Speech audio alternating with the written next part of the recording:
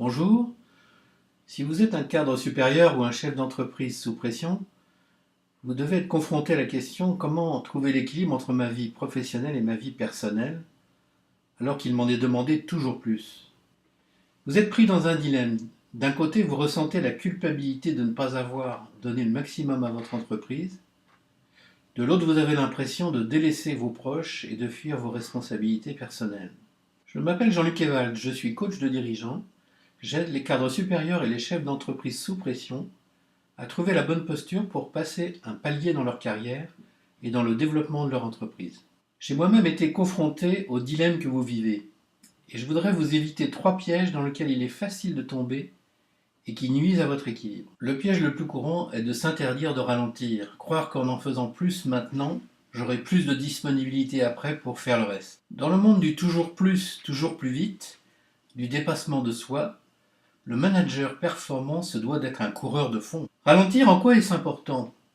Reposer son corps et son esprit, c'est recharger une batterie qui n'est pas inépuisable. Vous détendre permet de laisser décanter. C'est un petit peu comme la mer qui se retire et qui permet de voir se découvrir les dangers de la côte. Après, c'est plus facile de trouver une route sûre et sereine. Une fois reconnecté à vos enjeux importants, il est beaucoup plus facile de se réorienter. Comment vous aider à ralentir? Je vous suggère de construire ensemble un espace de réflexion sereine, où vous allez trouver le plaisir de prendre soin de vous, la capacité de faire des choix et comment décupler votre épanouissement dans vos domaines clés. Cela ne va pas vous demander beaucoup de temps, qu'est-ce qu'une quinzaine d'heures d'entretien sur une période de 6 mois. À la clé, l'enjeu est de redevenir quelqu'un qui tient le volant de sa vie. Le second piège que je voudrais vraiment vous éviter, c'est de ne compter que sur soi. Croire que ce sera plus efficace et plus rapide si je fais tout de suite moi-même, selon l'expression de Myriam Le Saget.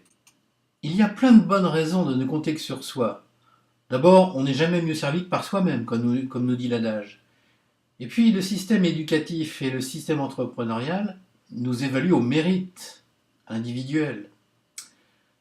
En plus, ça nous apporte un petit bénéfice de reconnaissance pour notre ego, ce qui fait pas de mal.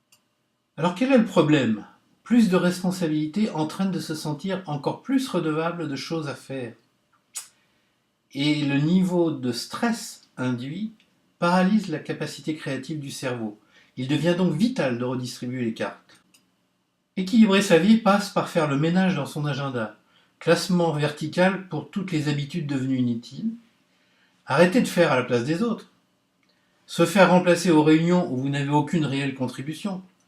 Et déléguer à des personnes ravies que vous leur confiez enfin des responsabilités. Plus facile à dire qu'à faire? Alors faites-vous aider. Parlez avec quelqu'un de confiance et d'expérience qui n'a pas à vous dicter la façon de gérer vos affaires, mais vous aider à y voir plus clair sur ce qui est vraiment efficace et cohérent au regard de vos objectifs. Comment s'appelle ce quelqu'un? Tout simplement un coach qui va vous aider à devenir conscient 10 fois plus vite de ce qui est important pour vous et ce qui ne l'est plus. Le piège vraiment le plus important que je voudrais éviter aux cadres supérieurs et chefs d'entreprise sous pression, c'est de fuir dans la suractivité au lieu d'aligner ses priorités sur la direction à prendre compte tenu des données nouvelles. Fuir dans la suractivité a un côté grisant, jusqu'au jour où vous vous réveillez avec le sentiment que vous avez perdu votre boussole. C'est-à-dire que vous n'êtes plus aligné entre ce que vous faites, ce que vous valez, ce vers quoi vous avez envie d'évoluer et la satisfaction de vos besoins familiaux ou autres. Des événements se produisent qui ont d'ailleurs l'air de vous surprendre. Après tous les sacrifices que vous avez consentis, vous n'avez pas eu d'enveloppe cette année. Injustice? Quelqu'un d'autre a été nommé au poste que vous visiez. Faute à pas de chance? Vous avez jusqu'à lundi pour accepter le poste dans le cadre de la nouvelle organisation qui a été décidée sans vous.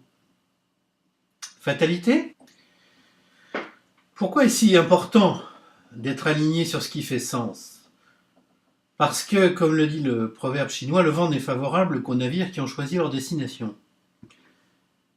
Parce qu'également, quand la cargaison est bien arrivée dans la cale, le navire est plus stable quand la mer se creuse à l'approche de la tempête. Parce que tout simplement, la cohérence entre ce vers quoi on a envie d'aller, le job qui permet d'y aller et la façon de le vivre, nous apporte un sentiment de hoquet qui décuple notre énergie et notre sentiment de sérénité. Comment pourrais-je vous aider à trouver votre sens? Si vous m'acceptez comme votre homme de confiance, je vais commencer par vous accompagner dans différents niveaux de conscience, de ce à quoi vous aspirez à ce moment précis de votre parcours professionnel, de ce que vos proches, vos amis, vos mentors voient en vous, vous êtes leur héros unique, et de ce que vous voulez apporter au monde extérieur ici et maintenant. Pour cela, je vais solliciter vos trois intelligences. La réflexion en regardant vers où vous amène le chemin que vous avez déjà parcouru, les données nouvelles incontournables de votre environnement, la nouvelle donne, l'émotion en contactant le plaisir que vous tirez de ce que vous faites et des relations que vous vivez, et du service le meilleur que vous avez envie d'apporter à vos clients. Le désir, en accueillant votre ambition légitime, l'empreinte que vous voulez laisser sur votre passage, la créativité pour imaginer les meilleures voies d'y arriver. Comment savoir que vous êtes aligné sur votre sens? Vous avez l'impression de vous être redressé, d'être à nouveau bien campé sur vos deux jambes face à votre devenir. Vous avez envie de faire très vite le premier pas dans la bonne direction. Votre nouvel équilibre est trouvé, vous êtes de nouveau en pleine possession de vous-même. Je vous remercie beaucoup de l'attention que vous avez portée à ces trois pièges qui peuvent compromettre votre équilibre de vie professionnelle, vie personnelle. S'interdire de ralentir, ne compter que sur soi, fuir dans la suractivité. Où en êtes-vous maintenant par rapport à ces trois pièges? Si vous êtes intéressé par un questionnaire d'autodiagnostic, laissez-moi votre email et je vous l'enverrai sous 24 heures avec un article que j'ai écrit sur cette délicate question.